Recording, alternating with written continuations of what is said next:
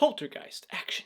What's going on, everybody? I'm continuing my remake series. I'm doing remakes this week. And today I'm looking at the 2015 remake of the 1982 Poltergeist by Tobe Hooper, who brought us Texas Chainsaw Massacre and Texas Chainsaw Massacre 2. This movie is also produced by Sam Raimi, the guy who brought us the Spider-Man trilogy and the original Evil Dead. And before we get started on this movie, let's just go over the craziness about the first movie. That was a really good movie. It was written, or I think it was produced by Spielberg, but a lot of the actors from that movie died. The woman who played the teenage girl in that movie, Dominique, I think that was her name, Dominique. She got strangled that year, and the little girl died of cancer within a few years after that, that same decade. So obviously that movie was cursed. I hope nothing happens to the cast of this movie. But this movie is about a family who's broke. The dad just lost his job, so they have to move to a different house, and it turns out that this house is very cheap, and you find out why later. Why? Because there's a bunch of dead bodies buried underneath it. Except in this movie, they kind of changed the just a little part. In the original, it's about ancient burial ground that was underneath the house, but in this one, I guess it's not an ancient burial ground, it's just a cemetery. There's a couple of moments where they kind of throw a little wink and nod at the original one, where they even say hey, at least it's not an ancient burial ground. The front cover of this movie says, "What are you afraid of?" And after watching this movie, I have to say, I'm afraid of remakes, because they just keep tearing my childhood apart. This movie is the modern version, and they really do try to be modern. They bring in drones and iPods, iPhones, and just apps video games. This movie opens with a 3D looking video game.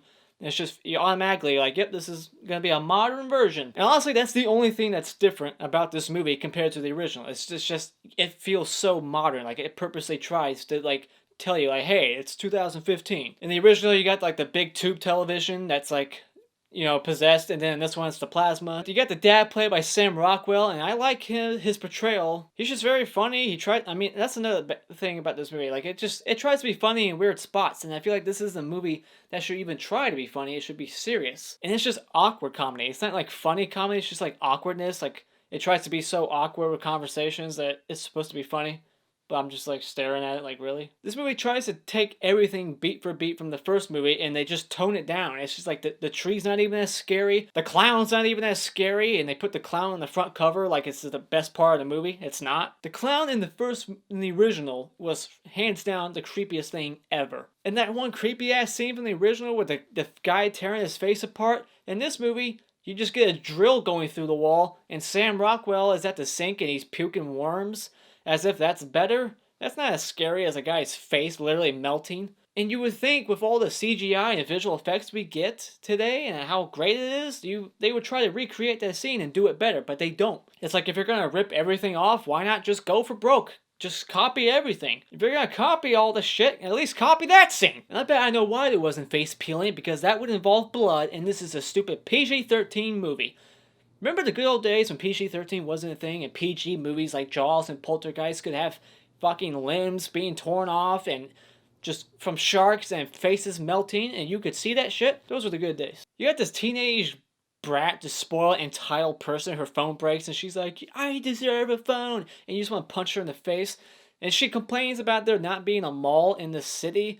And then 2 scenes later, Sam Rockwell, the dad, is literally going shopping at a mall. So did he drive all the way out of town to go to a mall? What the hell happened? I just like to point out bad writing when I find it. Maybe he did go out of town, but maybe he didn't, and it was bad writing. But the visual effects were really good in this movie, and there was a few cool directing shots. I found it kind of interesting too. It's not too often in the movie where you got a group of paranormal researchers and one of them doesn't even believe in the work he does. It's he's skeptical, thinking the dad's in on it. It's I thought that was kind of unique, but also kind of stupid. It's he's a part of a group from a college. It's you're paying all kinds of money to go to college and study in this group, and you don't even believe in the shit. And the main little girl in this movie is just annoying. In the child way, I just don't like children. Alright, I'll be honest, I don't.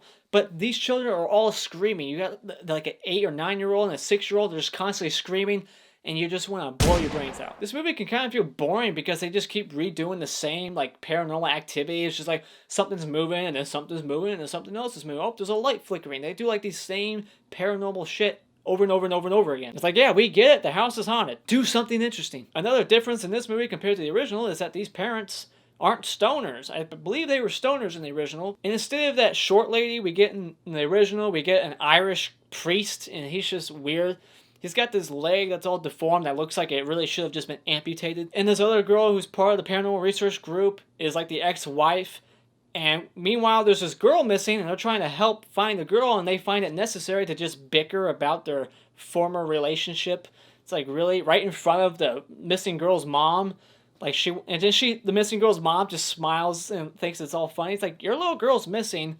You find that shit funny? It's not even relevant. Just tell them to shut the fuck up and focus on the task at hand. This movie was decent, but it is not an example of a good remake. So therefore, when it comes to Poltergeist 2015, I recommend that you would just go out and rent it at Redbox. Those are my thoughts on Poltergeist. How did you like this movie when you saw it? Did you think it was better than the original? So far, a lot of people say no. And as always, if you enjoyed this review, you can see more rantastical content by clicking on my beautiful face in 5 seconds. And until next time, Auf Wiedersehen.